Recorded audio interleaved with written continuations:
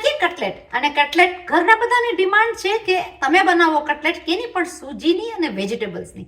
Vegetable, સૂજી અને પૌવા નાખીને binding એટલું સરસ આવતું હોય. પણ હવે આ કટલેટ બનાવ્યાને થઈ ગયું 1 વરસ પછી આ કટલેટ બનાવું છું. ડર તો લાગે છે કે તૂટશે તો નહીં ને, બાઇન્ડિંગ તો યાદ છે ને. ચાલો કોશિશ કરી લઉં અને તમને પણ બતાડું કે આ કટલેટ કેવી રીતના બને છે. સૂજીની અને પૌવાની આ કટલેટ માટે હું લઈ લઈશ થોડું ઘણું વેજીટેબલ્સ. તો મેં લઈ લીધા છે ગાજર, બટેટા, લઈ લેશું આદુ, એની સાથે બુંગળ મરચું છે. મિક્સ વેજીટેબલ્સ મારી પાસે બહુ જ સરસ છે, ઓસ્ટ્રેલિયામાં આ પેકેટ્સ મળતા જ હોય છે, તો આ પણ રાખેલા છે. એને લઈ લેશું આપણે સાથે. મસ્ત મજાનું બાઇન્ડિંગ લઈ લેશું પૌવા અને સૂજી.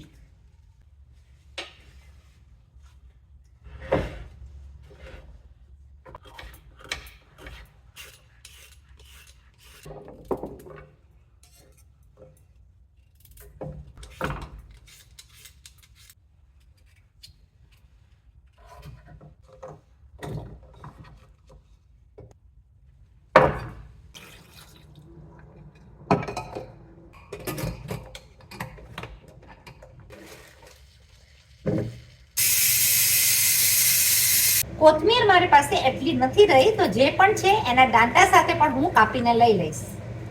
લઈ લેશું ફ્રોઝન મરચું.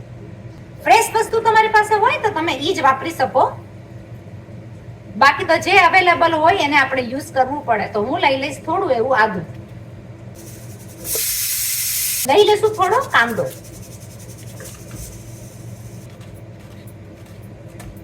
આપણી આ બધી વસ્તુ થઈ ગઈ છે તૈયાર.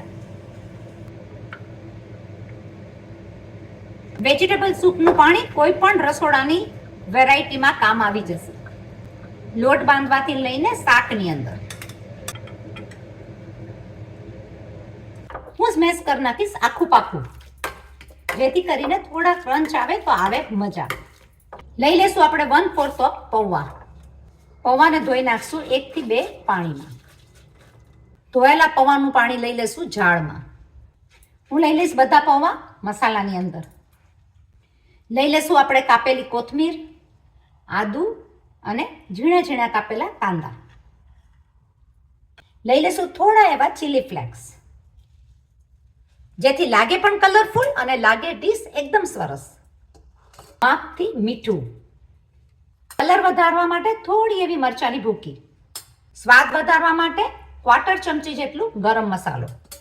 સ્વાદ વધારવા માટે 1 પિંચ ઓફ તજ લવિંગ. 1 ટીસ્પૂન સૂજી. 1 ટીસ્પૂન ચણાનો લોટ. ચણાના લોટની બદલીમાં ચોખાનો લોટ પણ લઈ શકાય. કરી નાખશું એનું બાઇન્ડિંગ બધું એકસાથે. તમે જોઈ જુઓ, નાખેલો મસાલો બહુ જ સરસ લાગે છે. જો તમને ગળાશ ખટાશ ભાવતા હોય તો તમે ગળાશ ખટાશ પણ એડ કરી શકો. તો વેજીટેબલ્સની સાથે પૌવાની સાથે બટેટાનું પ્રમાણ બહુ જ ઓછું છે, પણ છે બાઇન્ડિંગ માટે પૌવા અને સૂજી, જે છે હેલ્ધી અને લાગે એકદમ સરસ. કોઈ પણ મહેમાન આવ્યું હોય તો આ સૂજીની કટલેટ કરેલી બહુ જ સ્વાદિષ્ટ લાગતી હોય છે. ગમે એ ચટણી સાથે તમે સર્વ કરી શકો. બાઇન્ડિંગ માટે મેં લઈ લીધું છે બ્રેડ ક્રમ્સ. જો ઘરની અંદર બ્રેડ વધેલી હોય તો આ છે ઘરનો બ્રેડ ક્રમ્સ. અને જોડે લઈ લીધા છે કાળા તલ કે વ્હાઈટ તલ, તમે લઈ શકો, જે ડેકોરેટ કરેલા લાગશે બહુ જ સરસ. તમે જોઈ શકો કે તેલવાળા હાથ લેવાની પણ જરૂર નથી ને, કટલેટ એકદમ સરસ રીતના વળાઈ જાય છે. જેની અંદર દેખાય છે વેજીટેબલના પીસીસ. એને આપણે રગદોડી નાખશું ક્રમ્સની અંદર.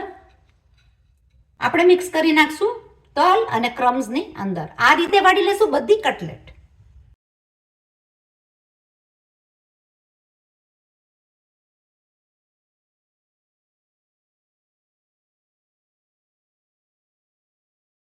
નાની એવી છેલ્લી કટલેટ રહી ગઈ છે, ઈ છે અમારા આરવ માટે. છોકરાઓને આવી કટલેટ કરીને દો તો પણ સરસ લાગે. પૌવા સૂજી બ્રેડ ક્રમ્સની કટલેટ એકદમ સરસ મજાની તૈયાર વળાઈને થઈ ગઈ છે. વેજીટેબલ્સની બદલીમાં તમે દાળ પણ લઈ શકો. તો ભાઈ પેનને રાખી દીધી એક બાજુ, કારણ કે આપણું તૈયાર છે લોખંડનું કડાયું. પણ ઘરની અંદર એક્સ્ટ્રા બ્રેડ વધેલી પડી હોય તો આ ક્રમ્સ બાઇન્ડિંગમાં બહુ સરસ કામ આવતું હોય છે. રેડી કરી લીધી છે આપણી ડીશ.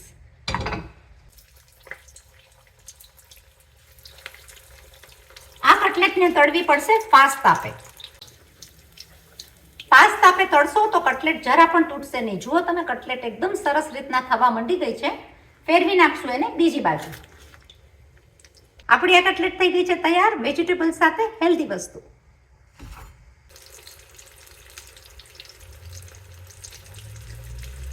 એવી નાખશું એને બીજી બાજુ છે ને ઉતર.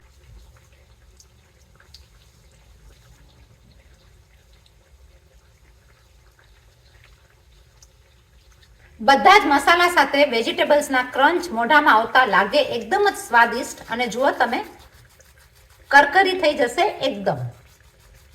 તલનું ડેકોરેશન દેખાશે એકદમ જ સરસ. લઈ લેશું આપણે ટમેટા સોસ. લીલી ચટણી સાથે પણ ખવાય, લાલ ચટણી સાથે પણ ખવાય. સ્વાદમાં અનેરી સૂજી પૌવાની કટલેટ. દેખાય છે ને પ્રેઝન્ટેશન એકદમ જ સરસ. કોઈ પણ આવ્યું હોય તો સ્વાદમાં છે એનાથી વધારે સરસ. વરસ પછીનો ડર નીકળીને પણ બહુ જ સરસ મજાની કટલેટ થઈ છે. બનાવજો જરૂર.